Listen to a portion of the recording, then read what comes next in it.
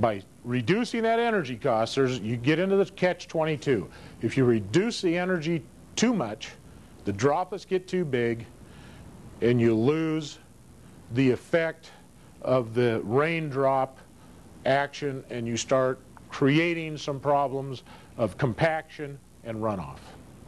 So there is some place in there in the middle that's a happy medium, and that's what we strive for in the industry, is find just the point where all of those things kind of blend together. Any questions in that regard? We're going to look a lot more at droplet size. We're going to look a lot more at that energy demand and how it's used as the quarter goes on.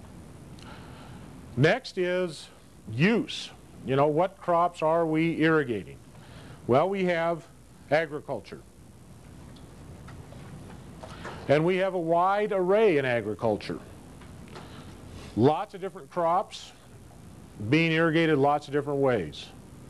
So when we drive through the countryside, we're going to see things. The most obvious are probably center pivots.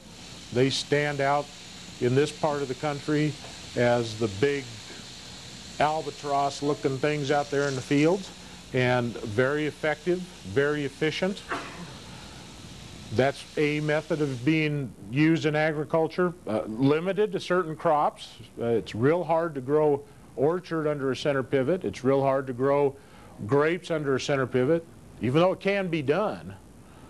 You have to have extended height pivots for orchards and dwarf trees, and you can do it.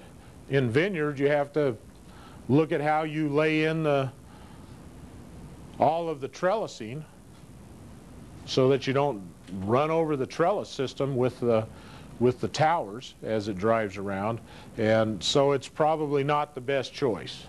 And you won't see many, if any, orchards or vineyards under center pivot. There have been, but they've all kind of gone to the solid set mode, simply out of the obvious. Hops is a crop that probably would never be used with center pivots because of the total trellis that has to be put up in that case. And there's other crops that you might think of that might not be very effective with a center pivot. But some crops are excellent. You know, and the biggest force economically in this state is the potato industry, and a center pivot is an excellent way to irrigate potatoes. Also an excellent way to irrigate alfalfa, corn, any of the forage crops, wheat, barley, and grains, Sudan grass. You'll see just all kinds of low-growing crops. And the reason why the pivots are as tall as they are is so that corn can be grown under them. That's the reason for the height. And any vegetables could be grown under pivots as well. Many acres of onions, carrots, sweet corn in this state. Lots of those are green beans, all the things that are produced and processed in the regional food processing industry. Green peas, dry beans, the list goes on and on and on. Very effective with center pivot. The next thing you'll notice out in the field lots of times are these things we call wheel lines. In irrigation, we have, in ag irrigation in this valley, there's lots of wheel lines. It's where there's a pipe about 2.5, 3 feet off the ground with a wheel every 40 feet on it, aluminum tube with a wheel every 40 feet. And those things roll across the field a set at a time. They roll every 60 feet and stop and irrigate for a few hours, and then you shut them off, roll them ahead, stop, irrigate, and so on. We're going to spend a little time looking at how those are made and how they work.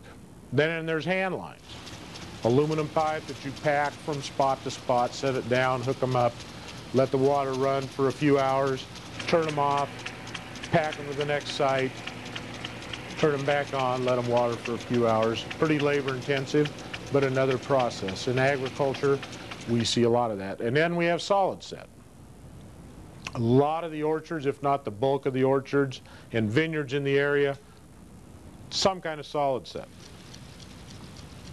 And they can be over tree, it can be under tree, and there's all kinds of different kinds of sprinkler heads that are being used for it, which we're going to look at here in a little bit.